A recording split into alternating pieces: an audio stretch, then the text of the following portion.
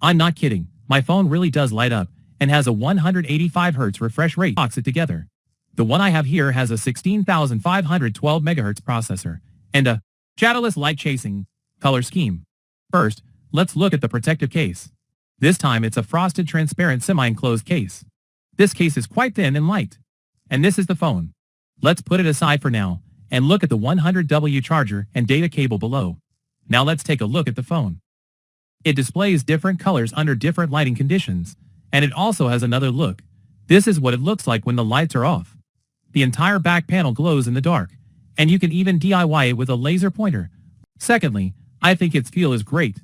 It's a 6.59-inch mid-screen phone, and the advantage of this size is that it can balance both feel and entertainment.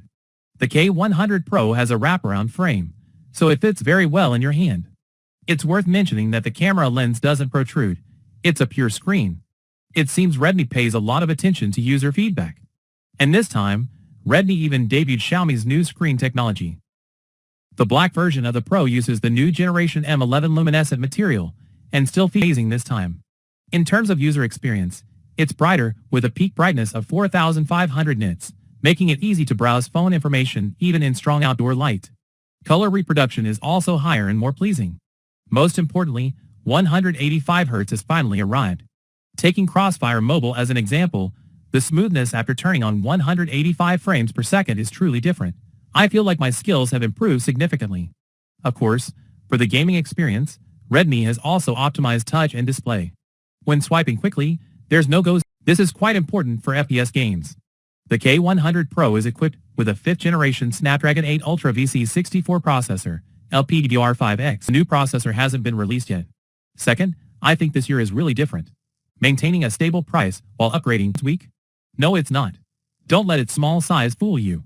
It has a massive 26,000 square millimeter heatsink with a new thermal architecture. In actual tests, Crossfire achieved a maximum frame rate of 185 frames per second with an average of 184 frames per second, almost meeting requirements, with a maximum temperature of 41 degrees Celsius and a power consumption of 47,000 watts. In Peacekeeper Elite, the maximum frame rate was 165 frames per second, with an average of 164 frames per second, and the temperature was 38.8 degrees Celsius, 4 frames per second, with an average of 143.3 frames per second, and a temperature of 37.3 degrees Celsius. The power consumption of 4.11 GHz is quite good, I think. I wonder what everyone else thinks. Although it's small, it still has a high-density 8,580 mAh battery, so you don't need to worry. 50W wireless charging, 27W reverse charging, and 22.5W wireless reverse charging, making it almost identical to the Pro Max in these aspects, which is quite comprehensive. Secondly, there's the upgrade in imaging. The main camera has been upgraded to a 200MP HP5 sensor, along with a 50MP telephoto lens with 2.5x optical zoom up to 60x and support for 10cm telephoto macro, and an 8MP ultra-wide-angle lens. I think this combination is primarily practical, especially the 200MP main camera. This is perfect for quick snapshots. Afterwards, you can crop the image at home, and it will still be clear, saving you the trouble of pre-composition. I personally really like the 2.5x telephoto lens.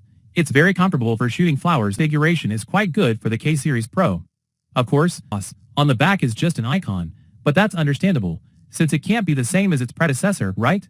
However, its configuration is still very high.